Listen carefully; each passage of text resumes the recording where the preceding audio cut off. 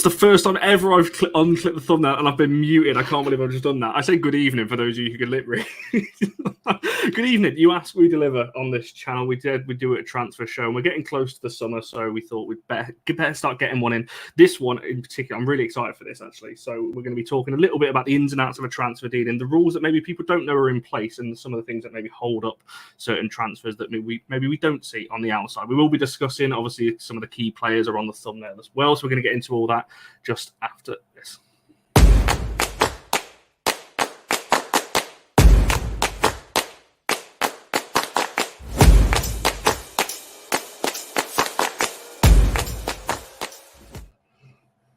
I can't believe for the hundreds of shows I've done, I've never done that. I've been muted at the start of the show. It's been a long week. I have done about 7 shows this week, to be fair. Some of them are not even out yet, so you can hopefully appreciate on that one. Emily, welcome to the channel. For people who maybe don't know, know who you are, thanks for coming on this Thursday evening. If you just want to introduce yourself to this side of the channel, for people who maybe haven't seen, I'm sure people will have seen your Twitter and things like that floating around. But yeah, if you want to just give a brief introduction into yourself and things like that. Yeah, I realised I've dropped the ball and I haven't edited the little name bit from my work one, so I was about that. Yeah, I work for ESPN, so I'm a women's football writer there. Previously worked for 90 Min, The Guardian, PA.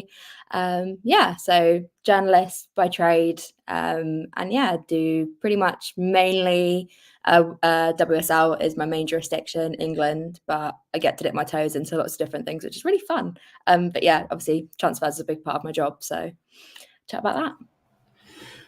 No, indeed. And we'll actually start off, I wasn't going to do it in this order, but I will start off because you were one of the journalists yesterday that tweeted out a load of eyes and a load of big Sam Kerr news and things like that. And then obviously this morning we were all awoken to the news that the leaving video, off in inverted commas, and then the not so leaving video 20 minutes later. To me, this is one of the first occasions I've ever seen of a club trying something like this. It definitely seemed a little bit, I say, different. Obviously, you were more involved in it than other people. Can you, I guess, just talk us through anything of that side of things? I guess surprised that Chelsea went this route, because it certainly seemed a bit strange from the outside. Yeah, from what I've been told and from what I know, it was Sam's idea. Sam wanted to do something, cheeky personality, wanted to throw some speculation on it. I think, she's one that jokes with fans a lot. So I think it was a little bit of I don't know whether it was giving stick back to fans. I don't want to say that, but yeah, it was kind of one of those that I think when you step back from it, it's really funny to me, because the whole point of it was to get people talking, whether you realized it was fake or you thought it was real, people talking about it. And that's the whole point of it, is engagement. They got what they wanted. People are talking about it. Sam Kerr was trending on Twitter. So I think it was just funny. But yeah, we got roped in. I think people sometimes forget that the club and us, it's a partnership.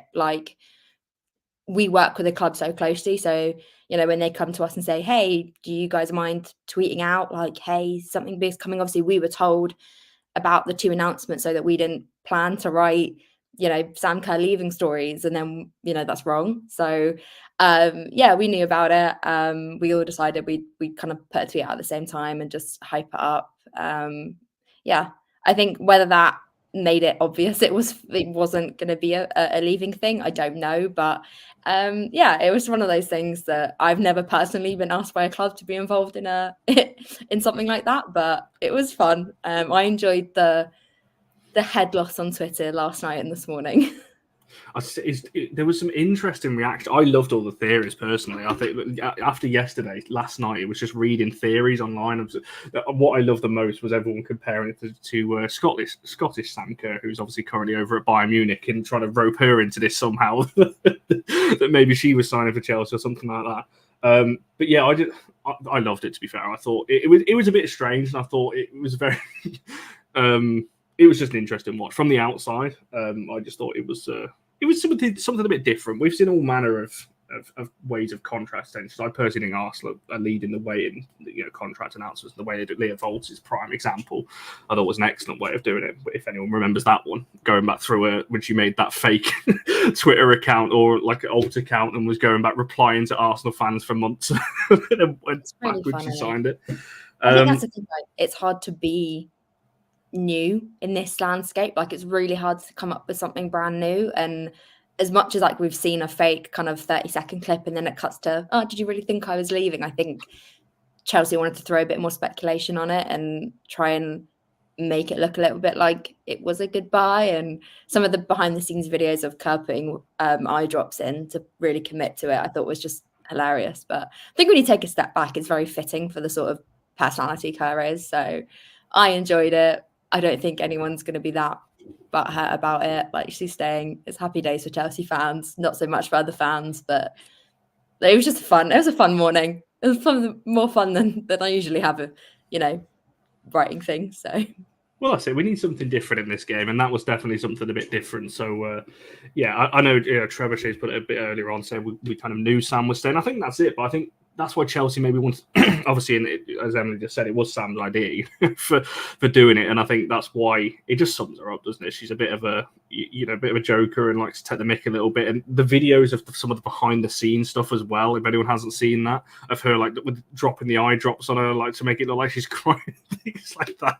I think fair play to him. It's a bit strange, but I enjoyed watching Twitter this morning. It was definitely worth getting up a bit earlier for him. I'm pretty sure. I know I ran a story in January that she'd signed a contract extension because I had it in January, and so did The Athletic. So a few of us who obviously knew were a bit like, we're just kind of waiting for it because we obviously you get told things from club, from contacts, whatever, and then things usually get announced pretty quickly after. I've never had it that we've known a contract has happened and it hasn't been released until 6 months later. But then again, obviously she's been injured, so add that one to the list of things, I guess. No, for sure. Anta makes a good point, actually. And so when she actually leaves, it's going to be more. No one's going to believe it now, are they? That's going to be the problem when she does actually leave on that one. What I will say, though, I think it's telling. I think you only have to look at the fact that no journalist really tweeted about this at 9 o'clock. I think that was a big telling. And usually you'd see the usual suspects like your Emily, Emma, Catherine, Tom. These kinds of people will usually tweet at the same time as the club. The fact that nobody did, I think, was a big indicator that that there was something more to it. So that's just maybe a note for future ones if anyone else tries to get away with that one. Speaking of the transfer window, though, so we'll move on to that. In terms of, very quickly for people who maybe don't know when the dates are, if you just want to give us a little brief overview when the dates are, because the NWSL one does reopen halfway through the summer as well. Just the European dates that maybe people are interested in, obviously the NWSL one as well. Yeah, main one, WSL, is the 24th of June until the 13th of September. So clubs can sign players within that window. From the 1st of June, so nearly 2 weeks ago, WSL clubs, if the player's out of contract, they can communicate with players within the WSL. So, i.e., like Miedema couldn't engage in official conversations with other clubs. I'm sure we're coming on to say it, so I won't say anything. But couldn't really communicate with other clubs in the WSL until the 1st of June. And then the French and Spanish are open slightly later than the WSL. Dates have eluded me off the top of my head. I can't remember. But from kind of the start of July, pretty much all European transfer windows are open, and then until September. And you'll kind of see you'll see quite a few happening, and then everything will die off when people go on international duty, and then it'll pick back up again. And then at the end of July, I think it is when the NWSL opens for their window. But essentially, if you're a free agent, you can be moved with not in those dates, basically. So like Morgan had her contract, that was all agreed. So even though that wasn't within a transfer window, it could happen. So there's all these sorts of lovely loopholes that happen. I think that's the key here, especially for any United fans watching. Obviously, there's a lot of players still out of contract. The NWSL is pretty much an open door to some of these players because obviously at the moment, they're going to be free agents come the end of June as well. And yeah, you only, again, speaking from a United point of view, you don't have to actually like it's about dates. I remember when Jackie Groningen was sold, it was after the WSL window had shut, but the French window was still open, so couldn't buy a replacement at the time. It's very convoluted to keep track of, and even then, like, things can happen without that. You know, I remember I had a load of questions when Arsenal signed Jodie Taylor last season in March, and how they managed to do that, and it was. She was technically, her contract was terminated. She was a free agent, so she wasn't technically a transfer. She was an acquisition. It's all those sorts of things. There's so many like strands to a transfer window that make it so much more complicated. So yeah, I'd say just keep an eye on it from now until like end of September, basically. Yeah, and you are right to point out as well with the internationals, obviously the Olympics being a big one as well for a lot of these players. A lot of moves, I think, with players in the Olympics will want to get this done this side of the Olympics. We saw that with the World Cup last year, that a lot of players wanted to get it done before they went. And then we heard a lot kind of in that first week of the World Cup and the week just before it. You've mentioned a couple of the markets there, and I do see some of your questions in the chat, by the way. I'll come back to some of these ones as well in just a second. Speaking of the differences then, what do you think are, I guess, the main differences? You mentioned, obviously, the fact that some clubs, European clubs, so if it's a WSL player, for example, they can talk to European clubs before they can talk to WSL clubs. Is that the big difference you see in a lot of these moves, that it's that earlier window, I guess, for players outside of the WSL? Yeah, I guess so. Basically, if a player is out of contract 6 months beforehand, European clubs, so clubs in Spain, France, can talk to a WSL player as long as they are out of contract.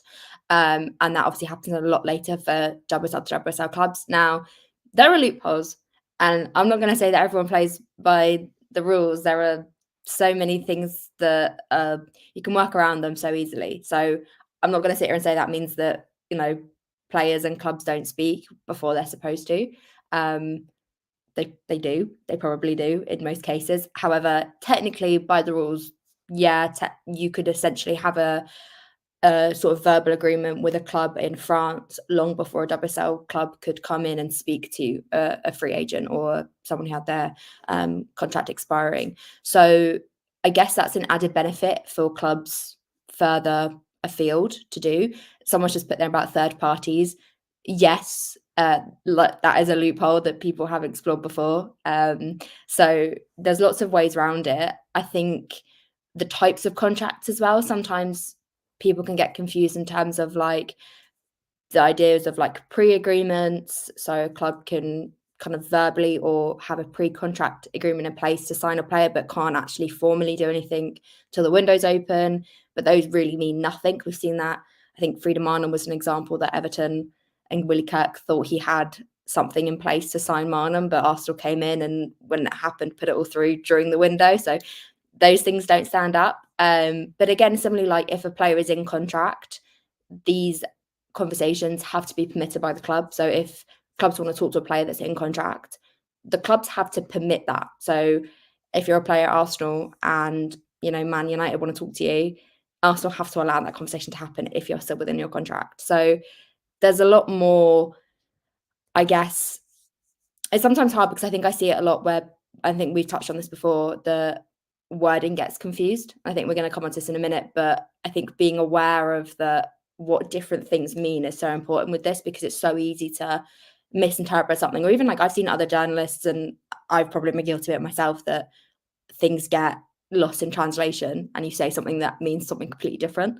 So that's one thing I always say to be aware of, is what is the wording being used, and if that has been changed from an original report, check the original report and what's been used in that. That's one thing I'll say. No, I'm actually going to, that's literally my next question, actually, while you just brought it up there, because I think that's so important. Because I think there's a lot of, as people do, you know, there's some people out there just live for transfer windows and absolutely love it, and I guess the hysteria that comes with it. Wording, as you mentioned there, is very important. And I always say this to people when there's an interest. I think this is probably my question to you. So obviously that's the big one for me, is obviously in order, you'd like the, obviously, you know, interest and talks, bids, and then completed deals and things like that obviously come towards the end. How important, I guess, obviously with the terminology, but also when people say or when it's reported that there's interest, we were speaking a bit backstage in terms of how, like, that could mean a number of things in terms of what that actually means to a club and to a player. So if you just want to dive into that a little bit in terms of particularly that terminology, because I think a bid is very self-explanatory. Obviously, done deals obviously are very self-explanatory, but interest, people I think like to convolute that as interest. Oh, we're going for that player, but it's not always the case, really. Yeah, interest, like you say, means a number of things. It literally could mean that player has come up in conversations of a club looking to sign somebody, and from that, someone within those conversations has taken that to a journalist and said, "Oh, we're interested in this player." Sometimes interest can be a manager, not a manager, sorry, an agent wanting a club to consider a player. So they'll say, "Oh, by the way, this club is interested," to try and get them on the radar. It could be that those are in advanced talks and that interest is spanning into something more put together, like they're preparing for a bid. But the thing with interest is it's very surface level, and if it means nothing, if someone's saying there's interest there, it basically means nothing on record, at least, is being done to secure that player in any form. No bid has come in. They're not gearing up for a move. They're not planning to release another player to bring in that player. It kind of is a term that you can use for a lot of things, which is why I think a lot of people use they're interested, because if you don't have all the information, it's quite easy to say like, oh yeah, they are interested. So for an example, everything we do is double sourced. So I could say I could hear it from one person that this club want to sign this player, but unless I can stand that up with someone else, we won't report that. However, I could have it from one person that they've made a bid and from two people that they're really heavily interested in this player. It's a safer bet for me to then say, hey, they're really, really interested, whether or not they've made that bid yet or not. It's safer to say that. So it's a lot of the times interest will also be used if you don't have the full picture of it, basically.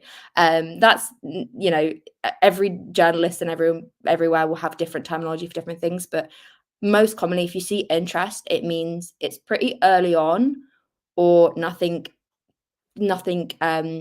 concrete is either confirmed or has started yet. So if you see United are interested in so and so, doesn't necessarily mean that they will sign that player. It just means that that's at least a consideration, that player's on their radar to sign. If it says they've made a bid, they've actually offered money, they've actually engaged in talks. If you say the clubs are speaking, that could either be that they're a free agent, so they're allowed to do that, or the club has permitted them to speak to a player in contract. And then obviously if it's done deal, anywhere near done, anything that kind of alludes to it being a confirmed signing, then most commonly it's probably a done deal. But yeah, wording is a funny thing. And yeah, if you see aggregator accounts using like done deal, link back to where they might have found that from, because that may not be exactly what was said. That's my only advice. No, I take 100% on that last point. And I always say, I think if there's obviously a list of people that I would go to, that I would look at and go, if they're saying it's close or done, there's a reason they're doing that. And that usually means, as you said, that it is, because obviously the reputation and things like that. And I also think as well, like when you talk about interest, I say this a lot, that clubs will have a list of players for position. Let's just say Arsenal, for example, if they're looking at a striker. This is not me saying they are, by the way. Let's just throw that out there before I say this. But let's just say that they're looking at a striker. They'll have 3, 4, 5 names that are looking at. Jonas will obviously be involved in that as well, and they'll have different areas of the department looking at that, going, right, okay, that's target 1, 2, 3, 4. Then budgets come into it. How expensive are they? Are they in contract? Are they free? So that's what I mean when you say interest. It's very much a case of they're on a. For me, I always look at an interest and go, well, they're on the list. Of how high up they are on that list. They could be number 5, they could be number 1. That's never obviously going to be reported either, but that's how I always interpret interest. Like you said, talks are ongoing, or advanced talks, or a club have made an offer, like that's next level. And that's when you know that potentially these moves will potentially happen. And I get that kind of Sapphire, I see your question. That's a really good question, actually. I will come back to that in just a second. But in terms of what you think sometimes can maybe hold up a deal or completely stop a deal happening, that maybe we don't see kind of reported in the public domain sometimes. Because again, there's been times where, and it annoys me actually, because then people go back in and try and attack that person for reporting it, saying, oh, you got it wrong. And it's like, well, not necessarily. things change further down the negotiating line. So if you just want to, I guess, expand on that a little bit in terms of what could go wrong that potentially we don't see when people see offers made, accepted, and it doesn't happen, everyone's like, well, how can that be? Yeah, it's like you say, kind of you could report an interest and it doesn't happen, and people do tend to be like, well, you said it was going to happen. It's like, that's not actually what I said. I've had it before where I knew about talks, I knew about conversations between clubs, put it out there, that fell through. It was Earps Arsenal at the time. This was back last year. Obviously, that fell through. Nothing to do with me. That fell through for its own reasoning. Not related to that. Elsewhere, a lot of, for me, from what I hear the most, is that usually it's to do with money, playing time, and guarantees are the ones I hear the most. Sometimes clubs can't agree on fees. So that could be literally wages, it could be agent fees, it could be additional, it could be that clubs can't agree on how much to pay a release clause, or if they're trying to negotiate, to sell a player, they can't agree on that.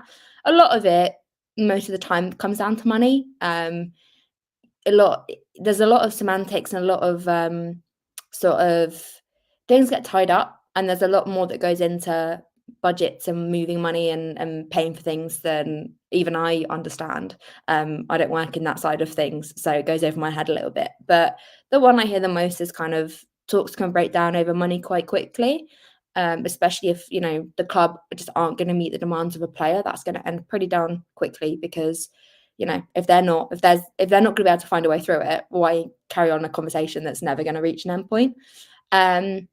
Playing time's a big one. I know there are a lot of transfers, and a few transfers at the minute that I know are in discussions. Careful with my wording. But again, it comes down to playing time. That said player or said players may want to be the number one. They may want guaranteed starts, and the club may have players that are already on those sorts of terms. So balancing a squad is a really key and a really tricky thing. And a lot of the times, if you're bringing in players, either you're going to bring them in on the understanding that they're going to be a starter, or they may be, may take them a season or two to get to that level. And transparency is always key, because the few that I've heard about that haven't always been transparent about playing time usually comes back to bite them in the bum later down the line.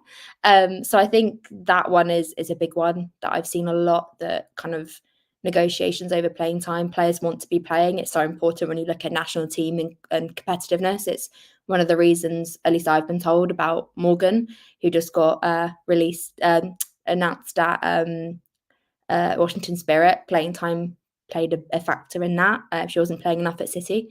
So there's all these sorts of things that happen. But yeah, I'd say money and playing time are quite big ones. Obviously, other transfers can break down for other reasons. Clubs could come in at the last minute. It's a little bit like the housing market. You could have an offer in a house, and it could be nearly done, and someone could come at the last minute and offer you more.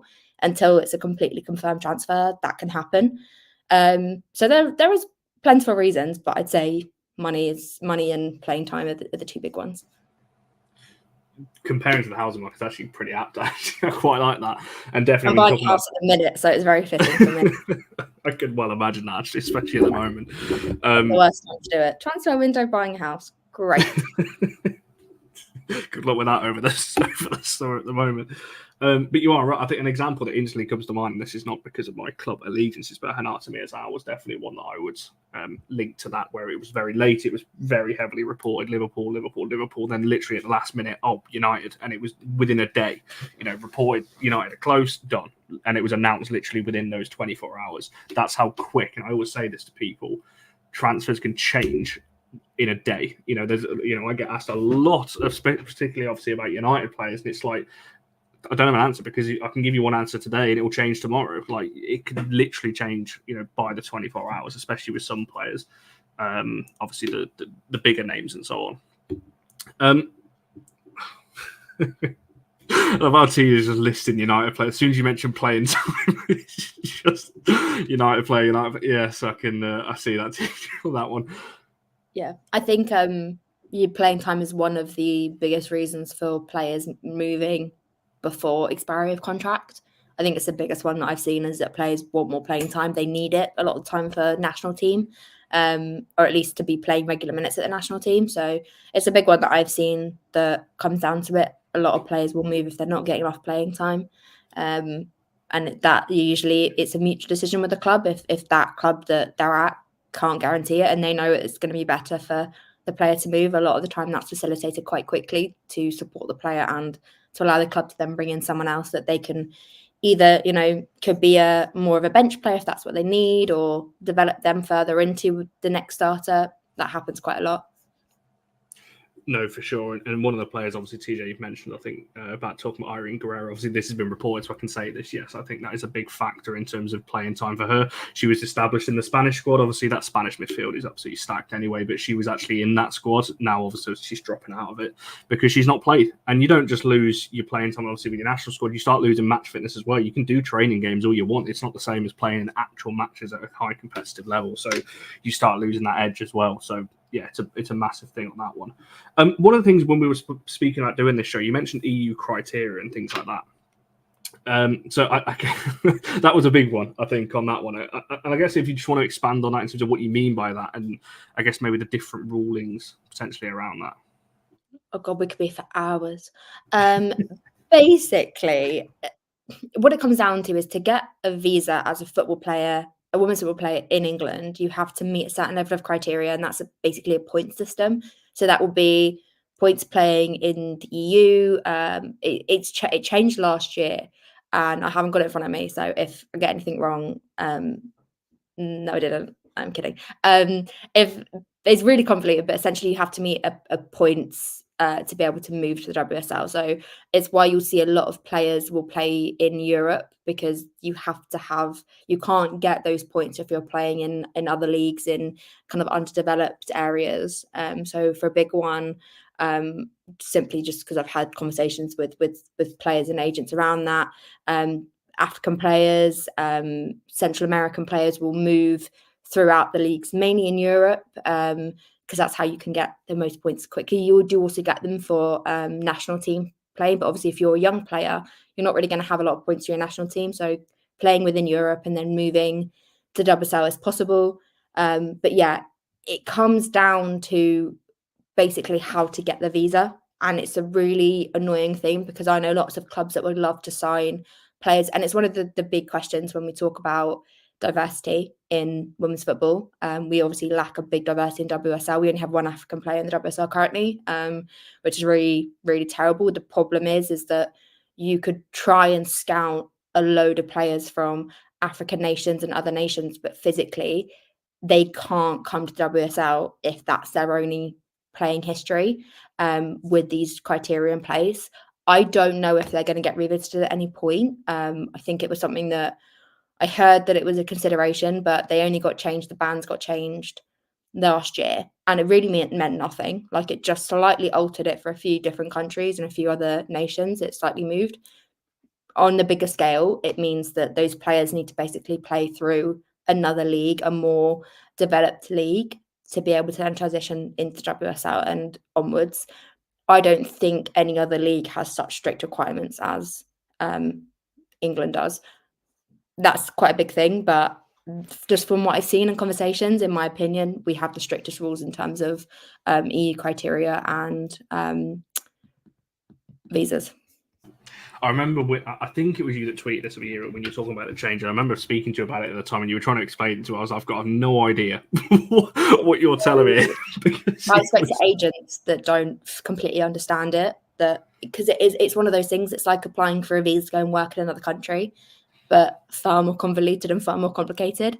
And for me, it's just a lot of red tape that I guess protects, in a way, somewhat of it. It works with the homegrown quota was the big thing with it, but it also prevents kind of, while we have salary stuff, like it's essentially protects them from being paid not a very good wage and stuff. So it's really complicated. I just think where we're trying to develop the game, we are ignoring a glaring problem, and that's that we have one of the best leagues. We will boast about that, yet we are one of the most exclusive when you think about who can actually play in the WSL.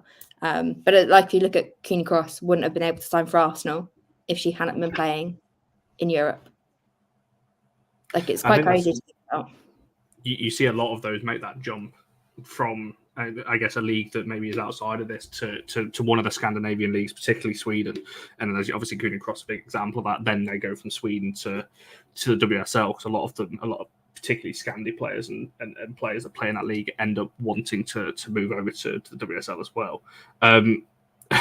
Getting all political now, Trevor Shea talking about Brexit. I'm assuming that's when this came in, was when you talk about the EU criteria and things regulations like predated Brexit, but yes, it was. They got changed when we left the EU. They became the GB something or other. I can't remember. I got the press release like a year ago.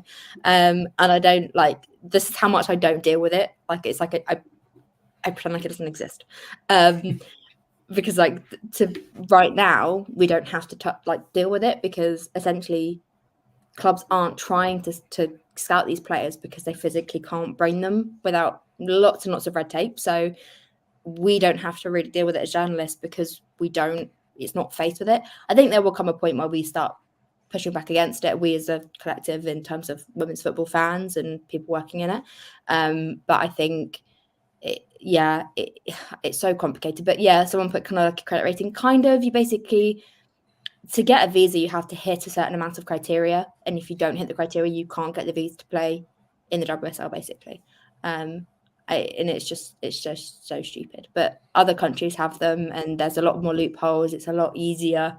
So yeah, I know that there's like Melchi de Mornay as an example was in Haiti and was moved over to play for Lyon. Obviously, Lyon really wanted her. They had a load of interest in France, but that is a far easier way to bring in Haitian players to European football because they're able to do that.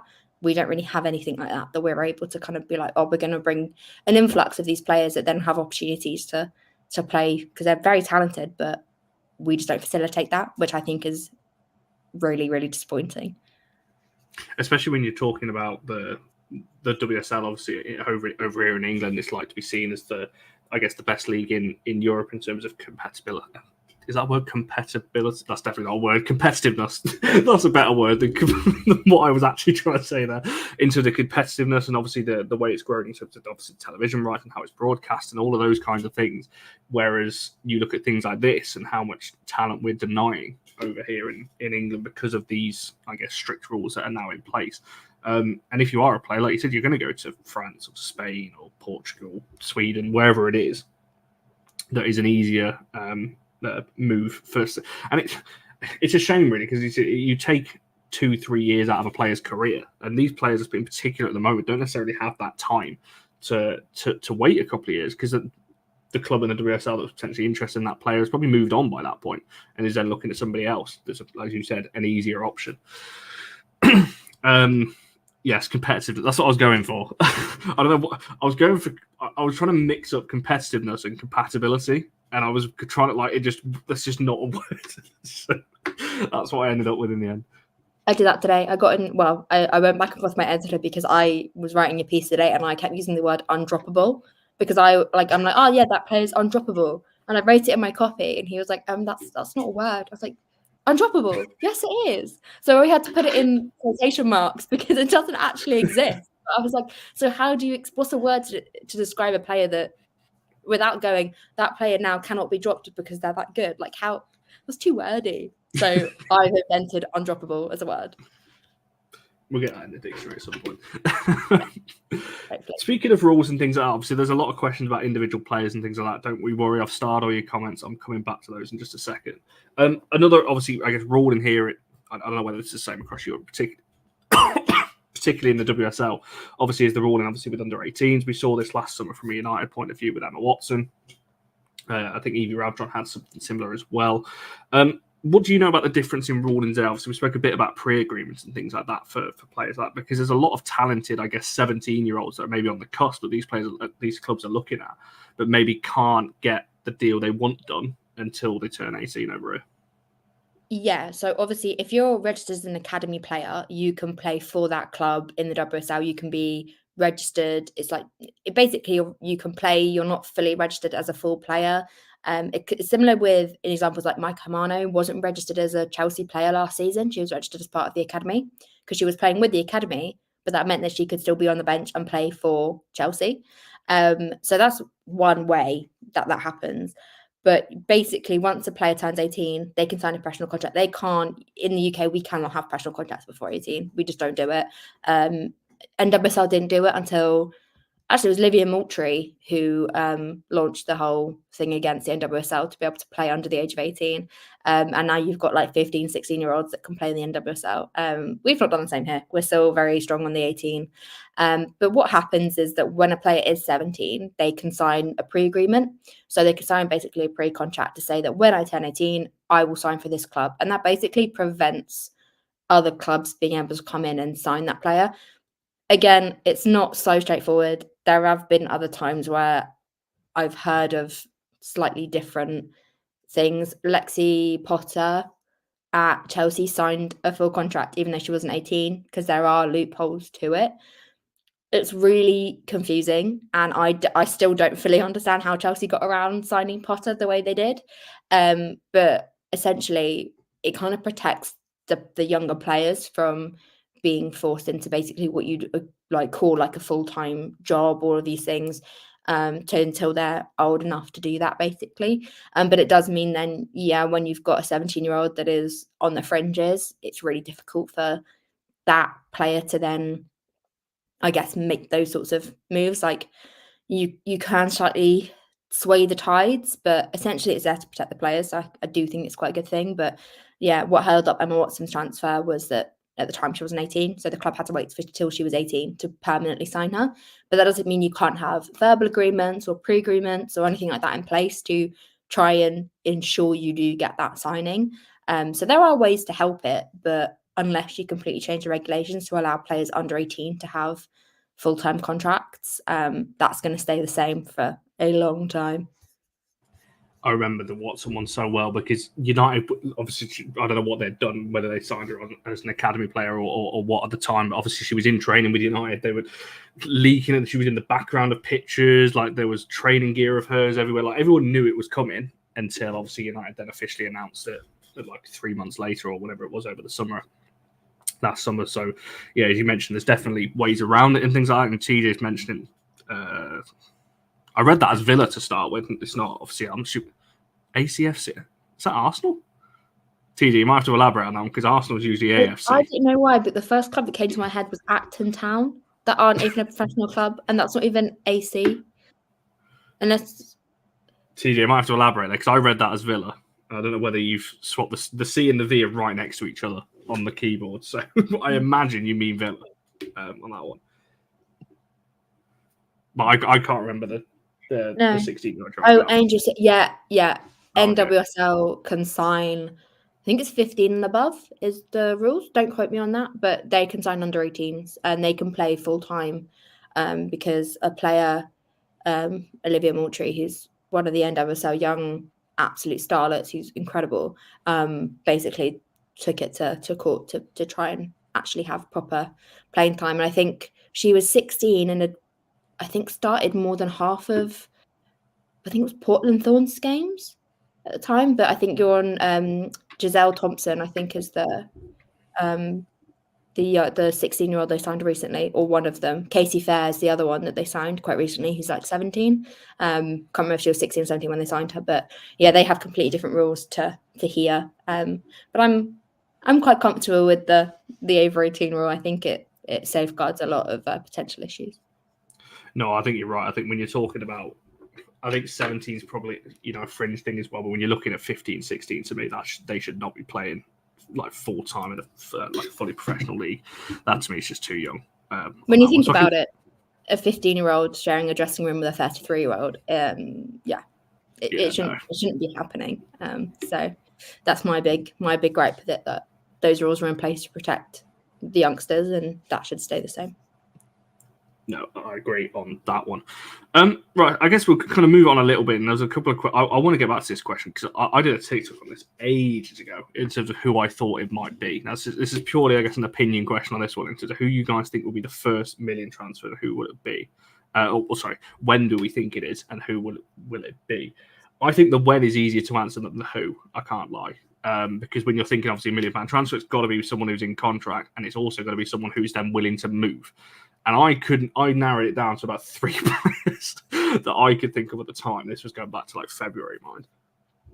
Is there anyone you think, and when do you think could it be this summer that we see? I don't think it'll be this summer. I think it'll be NWSL.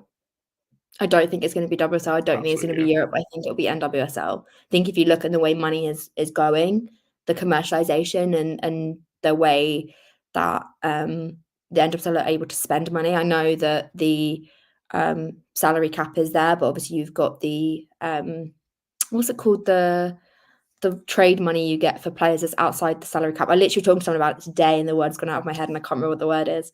I can't remember what it's called. Obviously, they've got there's ways around the money systems over there. Who I don't know. I don't think it'll be this summer. I can't think of any players that are massively high profile that will be close to or in a long term enough contract that you're going to pay $1 million, because you're not going to pay $1 million for someone that's got a year left on their contract. Anything like that. So it's got to be the right sort of player at the right sort of time. It's the sort of thing that I thought if Miedema, if the past 2 years hadn't happened how they happened, I would have say like, that's it, allocation money. Thank you. It is going away. You're right. But allocation money, because I was talking to someone about it today. Yeah, they are phasing it out. But like clubs like Washington Spirit have a lot of it. Yeah, I would say if the Miedema situation didn't happen, and this was like the past years didn't happen, I would have said someone like her. Someone said to me the other day it would be Bonmati. I still don't think it will be, because NWSL is going to be the place that will pay $1 million, and I just don't see her moving to the NWSL anytime soon. So yeah, I don't know. I just see the comment about Benfica and Barca. Barca don't have $1 million to pay for a player. I can tell you that straight away. Barcelona don't have $1 million to pay for one player. Absolutely not. It's possible they want that, but I just don't think it will happen. So I think we could see it potentially, I would say, in the winter transfer window, because I think it's more of a thing that if a club got desperate and another club was asking for $1 million and that club could afford it and they really needed that player, really wanted that player, I think it's more likely to be born out of desperation than a big sort of engineered move. That's just my opinion on it. I could be completely wrong and it could happen this summer and then I'm like an idiot, but I think we're a little bit away from it just yet. But I think it won't be someone that we'll be predicting. It could be one of the young starlets that we're seeing coming through, because there is so much potential talent that the right club will harness it. No, I agree. TJ's asking what the current record is. Kundan Angie, isn't it? It's £700,000. Yeah. And then obviously in dollars, I think that's about 800,000-ish. Yeah, I guess that's also a point. Are we talking the first £1 million transfer or $1 million transfer? Because there is a bit of a disparity of like 130 odd, depending on money difference. So I guess potentially that has a difference in it. But yeah, 700,000 for her. But yeah, because that's the thing. When you think of the name, like when I remember doing the TikTok, you got hundreds of comments, people saying the likes, like you said, with Bonmati and Lauren James and these kind of players. Yeah, they probably are worth $1 million, but for me, they're just not going to move. Like then these are players that are either not going to move to the club that can afford it, or they just don't want to move. I couldn't imagine them actually moving to another club at the moment anyway, with the contract they've got. So it's like there's plenty of players that are worth it that I think would break it, but then you need two clubs to agree it. And also the player to agree that move as well. So I don't think it's far away. I agree with Emily. I think we'll get it in the next 12 months. I think. Yeah, I think it's possible that it could be like a £600-700 transfer with add-ons, because add-ons is kind of what we saw Myra Ramirez at the time tip the scales. Which add-ons are one of those things that essentially, like, if they're met, they'd get them. So you could say that she will sign for at the time a potential world record, but those add-ons aren't always guaranteed. So it's an interesting one that it could be $1 million with add-ons, but actually will those be paid? We don't really know. So yeah, I'd say possibly next summer. Certainly want to keep an eye on there. I'll go back to some of these earlier questions, because I do have a few names I want to throw at you, but there's a couple of names a bit earlier on that I think Emily mentioned a bit earlier, obviously about Luktia over in Holland. I couldn't think of the name then. Over there. In Liverpool, you might have shown, obviously, she's out of contract now on that one. I don't know whether you can answer that. From what I understand, there's nothing concrete. There's interest. There is interest from several clubs. I've heard a couple in Germany. Liverpool is one, I've also been told.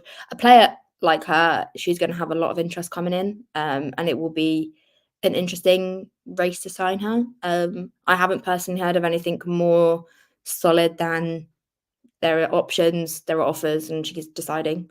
But yeah, it is one to keep an eye on. Any of those younger sort of players, I would definitely say keep an eye on where they could go. But she is a very, very talented player. I know Connor's a big fan of her, so yeah, I wouldn't be surprised if she ends up at a higher caliber club, but takes a little bit more time to be embedded into a side. Similar to how we've seen with other players, but Ajax produce some really, really great players, so any club is going to be lucky to get her. But I would love to see her at Liverpool. I'd love to see her under Matt Beard. I think just her in the WSL, I think we're brilliant. She's such a good player. And I think Trevor says mentioned Leon potentially. I don't think Leon into the forward at the moment though. Obviously, I haven't heard any connection between Leon and her, if I'm being entirely honest. But that doesn't mean it's not there. I just haven't heard about it. Yeah. Potentially, as you said, one to keep an eye on, especially obviously without a contract. Someone else who's obviously out of contract and it's now been announced today. Trevor Shea put this earlier on. Katie Robinson is due a move. So I don't know if she's going to develop any further at Brighton. Well, she has announced, Trevor Shea, today that she is leaving. That has been confirmed. So she is going this summer. Where to? I don't know. On that one, so I guess that's more one for you on that one. I was told recently about a few clubs that had shown interest. Again, it seemed nothing was really too far along. I think she's a very good player, but I think her falling out of favour with England is a bit of a problem. I think obviously it's one of the reasons why she probably wants to move, but also I think her not being within the England setup would potentially mean that she's slightly less, I hate using the word desirable, but obviously you're not signing an England winger at the minute. You're signing an England under-23s winger. So I think that could change. Yes, high demand is one thing I've heard, when Brighton wanted money for her back in the winter. The fee that they were after outweighed, I think, where she was in terms of her development. My opinion, not anything I've heard. But yeah, I would think that, yeah, she will probably want a decent, but she also is very deserving of a good fee, salary wise. I mean, but I've heard WSL, I've heard France, but I think that one was dispelled quite quickly. But like I say, you could hear lots of things and some of them turn out not to be very true, hence that one. But yeah, I don't think she's going to go too far, but I'm not convinced she'll stay in the WSL. Yeah, that's definitely an interesting one to keep an eye on, because I think there was a time 12 months ago, as you mentioned, obviously I think her stock was a lot higher than maybe it is now, and just reading the replies to the Brighton post that they put out earlier about her leaving, I think if that had happened 12 months ago, there would have been a massive uproar, but I think at the moment there's a lot of Brighton fans going, this season she's been quite poor in comparison to her stats. She's a very good player, but I think this season she probably hasn't hit the side, and she'd be the first to tell you that, I'm sure. She's just maybe not hit the heights that we know that she can get to, which maybe has, obviously from a Lioness's point of view, but also for her own career, this is probably a good move for her, I think, wherever she does go. I agree. I think the turbulence that United have had with the amount of managers and the turnover they've had in managers and arguably in players as well, it's not easy when you're a developing player, because you could be a star under one manager, another one comes in and you're not.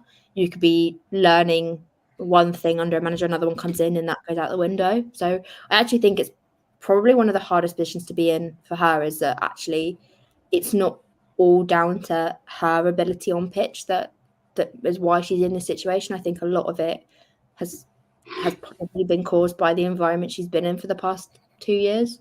So yeah, I think it's actually a little bit harsh on her when we're talking about it, to be like, oh yes, she's not lived up to her caliber that she can compete at, but I don't think it's all just because she's not performing that well. I think the environment hasn't been able to support her the way that a team that hasn't gone through 5-6 managers in the past 2 years is going to have done. So No, absolutely. You can see that right across the WSL, I think, with a couple of other players and clubs that have maybe not had sturdier ships on that one. Right, we've got a couple of kind of players, and just to round this one off, they're on the thumbnail, so there's no surprise these were going to be brought up. Who should I start with? Should I start with Mary Earps? Because that's one I think has been, well, it's been going on for 12 months now. On this one, obviously, you mentioned earlier on the rumours, obviously, with Arsenal at the back end of the summer, right at the end of the transfer window last summer. It got to the winter. Obviously, she changed agent just before January. There was no real interest in her in January. I think a lot of people expected to go, and she didn't. And we've heard basically nothing since. I think it's been literally, it's amazing how quiet it's been since kind of just before January on this one.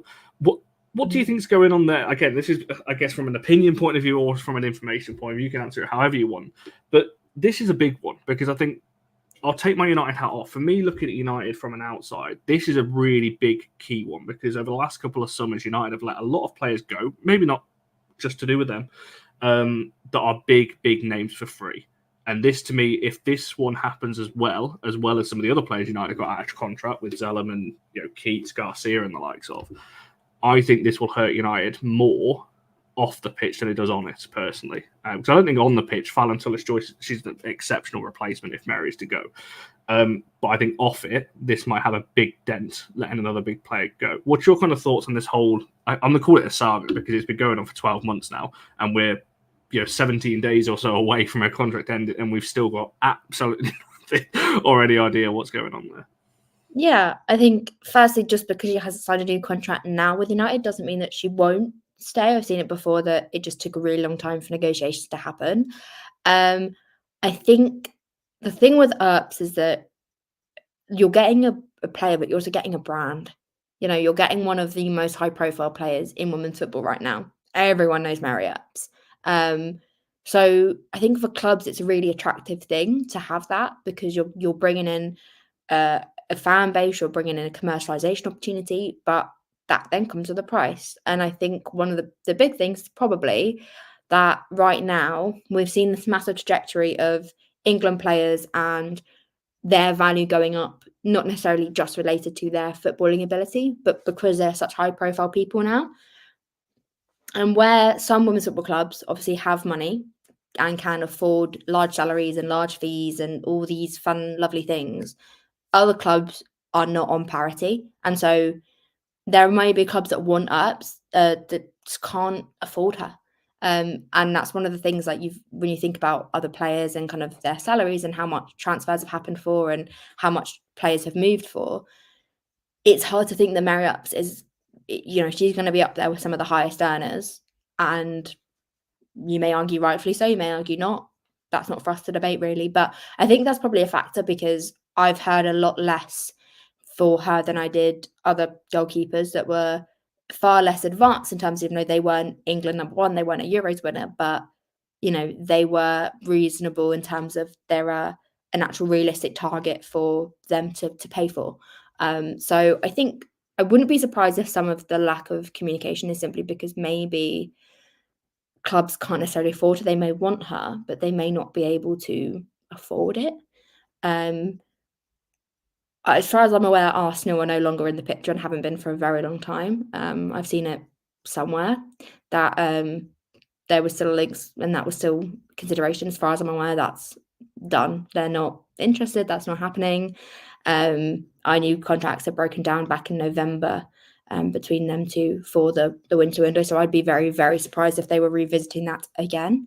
But it could be that, they are still trying to negotiate with United, still trying to negotiate with Earps. The last from a United standpoint was that talks were ongoing. That lovely line. So I genuinely don't know.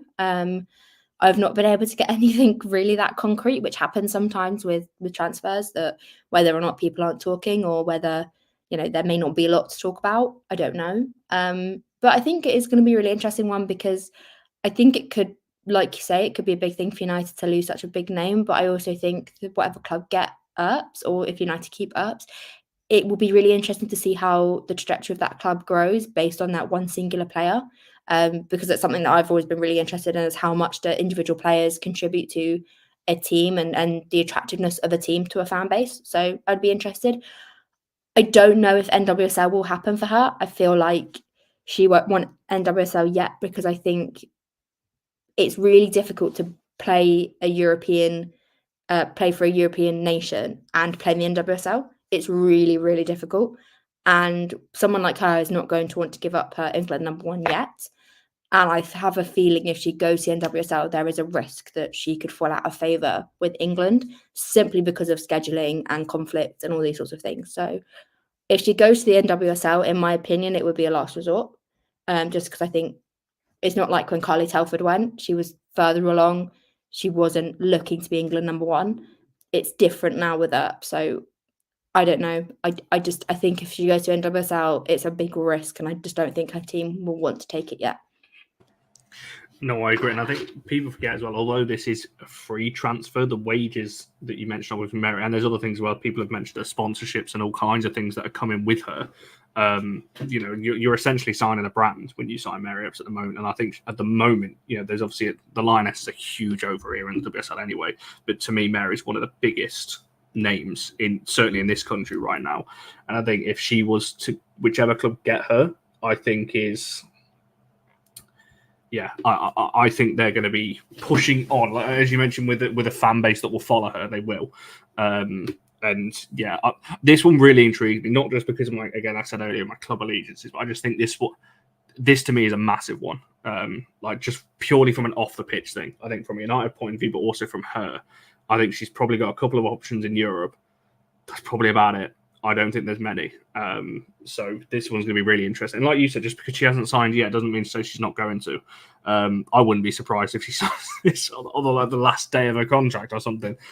Who knows? I'm with you, Emily, on this one. I have no idea what's going to happen here. This is one that I guess I asked on the daily, and I couldn't give you an answer because nobody seems to know at the moment. That's my firm belief that she hasn't made her mind up yet. I genuinely believe that. I don't think that's a line that people are pushing. I think that's really reflective of the thing. I think if you hear of things coming out now, then it's one of those things that it could be a brand new thing, but it also could be just kind of reiterated noise.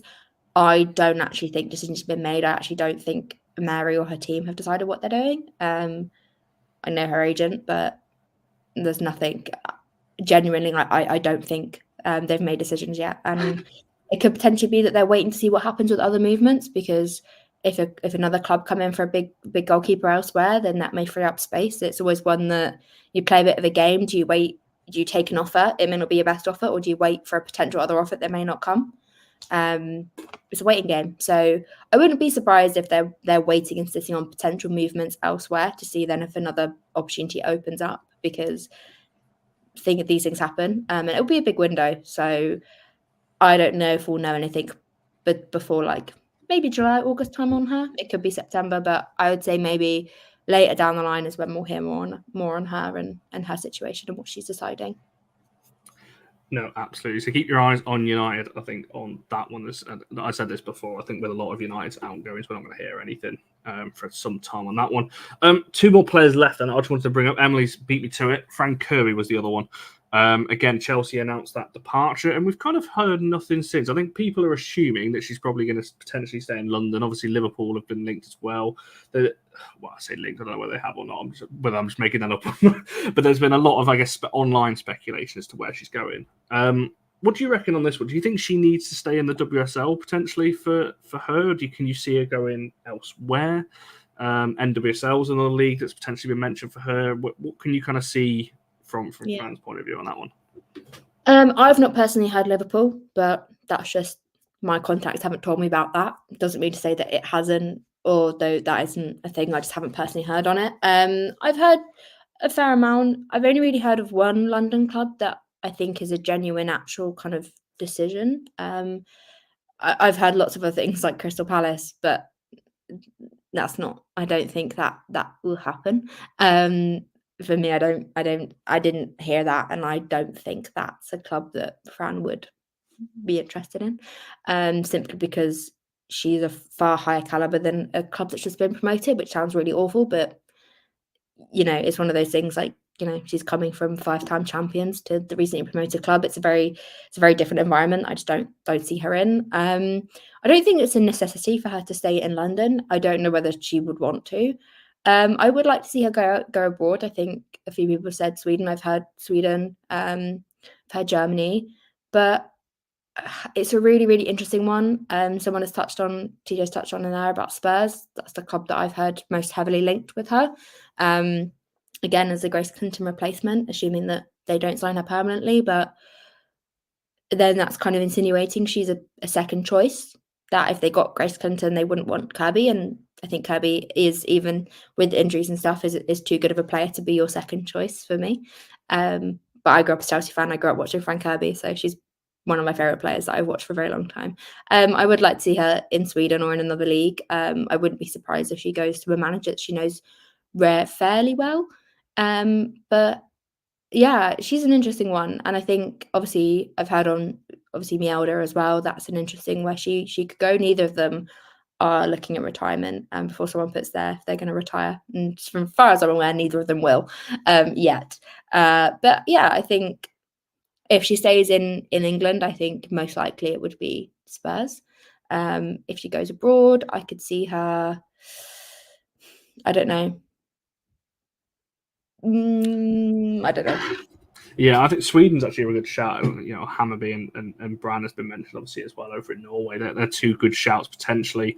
I genuinely don't know. I think when you're looking at Spurs, I think would actually make sense. And definitely, she's not a second. I always say this: Frank Kirby without her injuries for me is the best midfielder in the league, and I don't even think for me she just is on that one. So I think it's a shame, really. Obviously, with her issues that she's had in the last kind of few years. People who maybe didn't see Frank Kirby years ago, I'd advise going and watching how good she was. Not that she's not now, but I think when you look at her a few years ago before she obviously had her issues that she's got, unplayable on that one. She's one of the players that I think the new fans have really missed out on seeing a true player in their prime, and I think are going to say the same about the next person you're about to bring up. Yeah, should we get on to it then? Last player on the thumbnail, Viv Miedema, the transfer that kind of, this one really did shake the apple cart, so to speak, online when this one got announced that she was leaving Arsenal. Obviously, we still don't know yet where she's potentially going to. What do you reckon on this one? And I guess the secondary question is, do you think it was the right decision by Arsenal? Because I've seen mixed kind of reactions on this, that some people think that this was probably the right time with her injuries, obviously, that she's had and things like that. Or do you think there was still enough? Because she's not exactly old. You're not talking about a player that's in her 30s. She's still pretty much in her prime, I would say. So do you think, what do you think around this whole Viv Miedema thing and what to expect, I guess, moving forward? I really think Arsenal dropped the ball, because I think it's really interesting. And I know the arguments of like Viv doesn't fit into what Jonas is planning, similar to Manu Iwabuchi, all of this thing. But I just cannot fathom how the WSL top goal scorer doesn't fit into your plans. For me, like I would, if I was manager, I'm not, but I would be building my team around one of the best goal scorer in the league, and potentially will she go back to being that? I genuinely believe yes. I think every player has a setbacks. Injuries are tough and nothing is linear, but I just think it's so crazy to me that you let them go for free. And yeah, I knew about the no contract. I knew talks had broken down quite early on. I just think it's mental to me. I think even if Jonas has a different style of play, I think you make it work. Like, you've got Vivianne Miedema, you make it work. I think is, for me, the big thing. I think she's an incredible player, and I genuinely think, and I've heard personally from my sources, that City are the front runners to sign her. And I think that given time to get back from that injury, it will be amazing. I knew there was some slight concerns. I knew she'd picked up she needed a bit of time to rest because she'd inflamed her knee, and she wasn't really given that, and she was played again and then needed surgery. She's played at national team when she needed rest. So it's one of those things that I think potentially people may have not been so open about kind of how her injury went, and obviously setbacks happen, but I just think, you know, it's just crazy to me. And I think also the argument about, oh, she's injured, we don't know what player she'll get back to. There is an instinctiveness in Miedema that will never be lost. That, yes, okay, her physically may never get back to where she was, but for me, you still get to that. The things about Viv not playing for some time now, Euros, she had COVID. But pre-Euros, it wasn't, it was different. She got a new manager, and yes, she wasn't playing as much. But if you look back to kind of the past 5 years, minus the past 2 and a bit years, there's nothing indicative to say that that player won't come back. I think that's the big thing. Like, she had the whole COVID thing, then she got the ACL. Like, she's not really had a break as a player since, I'd say, maybe, when was it? April 2022? No, 20. When was the year? What year are we in now? 24, 22? It's been a long day. But yeah, I just think it's crazy for me. And I think Arsenal have really dropped the ball. And yeah, I just don't get it. I think it's almost like, you compare her with like the likes of Sam Kerr. Chelsea would never let Sam Kerr go that easily. I just think it's bad for me. It's just a really bad piece of business.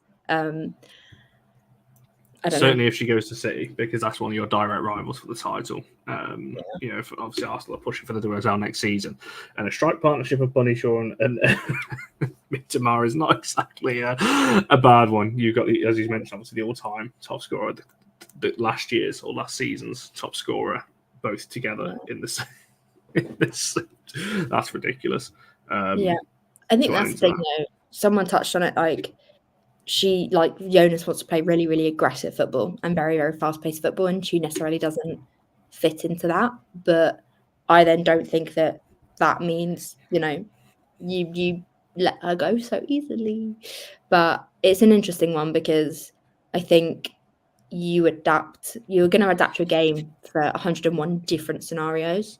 And what's to say that there's going to be a scenario next season where you need Viv? So I just think it's one of those that, obviously, there's going to be more behind the scenes that we're not privy to. But for me, it's just I think it will come back to bite them. I think obviously now also with Plover's injury, they've still got 5 midfielders, but for me, Kim Little, she's not going to be able to play 90s every week, so her minutes are limited. Leah Velti is really good, but she's injury prone. You're running out of midfielders. For me, I think that's a big thing. So I will be interested to see if they will come in for another one. Possibly not till January, but I think now it's a little bit touch and go with that midfield at the moment. It's strong enough as it is, don't get me wrong, but lots of very defensively minded midfielders and maybe not so many attacking. Yeah. No, I agree. I definitely look at it from the outside. I can see both sides. I can see the argument as to why Arsenal maybe would move her on, but at the same time, I think when you're looking at it, I just, I put my United hat back on for 30 seconds. I'd be all over that. If I'm United, I'd be like, it's a free transfer. Get your name in that conversation, because it's like these opportunities don't necessarily come around that often to sign a player for free who's on the move, who probably doesn't really want to leave the WSL either. I mean, that alone limits your options. Yeah. I think it's a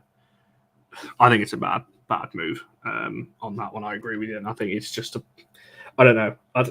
I say a bad move. It's a bad move from Arsenal. It's probably a good move for her. I think if she does go to City, obviously a big if and a question mark on that. If she does, I think her numbers that she'll put up in that City team will be exceptional. You think, like I said, I mentioned Buddy Shaw and Hemp, and that midfield feeding pass through to her with Hasegawa and the like of in behind, and Jill Roord when she comes back from injury as well.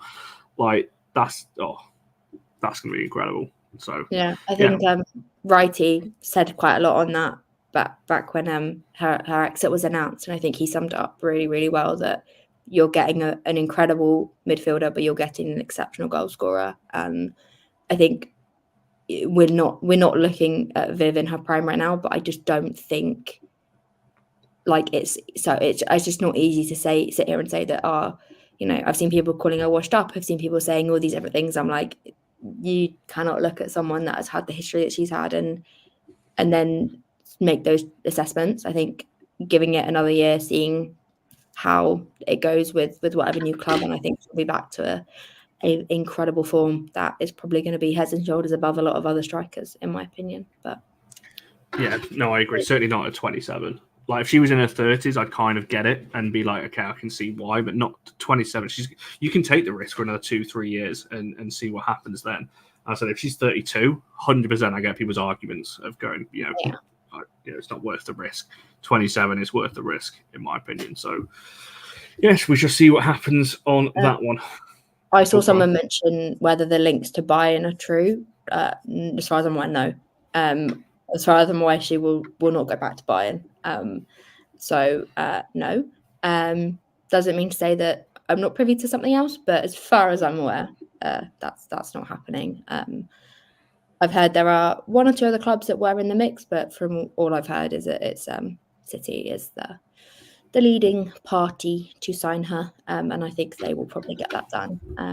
So yeah, that's going to be certainly one that's going to. When you look at that on Twitter, I think when that breaks, if it breaks, when it breaks on that one, I think will be one to keep an eye on. Right, we'll wrap it. Well, we've been going a lot longer than I thought we were going to on this one, in the end, to be fair. But it's been a great show. Thanks for all of your comments and questions and things like that on that one. Before we wrap up, if people want to follow you, because I know you said at the start you didn't put your ass this time in the... I left it, the one that we have is like logged in, the one that I usually use for work. It just has my name on it. But yeah, my Twitter is Emily Keogh, which is my surname, which is Keogh. Lovely Irish surname, which is impossible to spell. Yeah, lots of bits and bobs. Some transfer stuff when I decide I want to. There is, I will tease that there is a transfer coming tomorrow if you're a fan of Australia and the NWSL. Sam Kerr. No, that's not Sam Kerr. Someone else. But yeah, I've heard that could potentially be coming tomorrow. May not be tomorrow, but I've heard that's coming, which is an exciting one. No, for sure. Keep your eyes peeled on that one, and make sure you're going to follow Emily on that way. If people haven't seen, obviously, her Twitter as well. There's been a lot of some good information on there, as well as I said, transfer things and exclusives as well. If people haven't seen, obviously, with the Arsenal tour, that was a massive one, and Chelsea as well. I will throw into the mix on that one. That was a massive one. Piece of work on that one. I think people don't realise how long these things, like for reference, that pre-season tour piece, I first found out the first piece of information in January.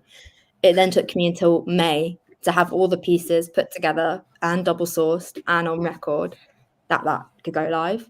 Like when I say like journalists work so hard to put stories out, like it is incredible. Like that was 6 months pretty much of me pulling my hair out, speaking to people, trying to get people to tell me things, like putting that all together.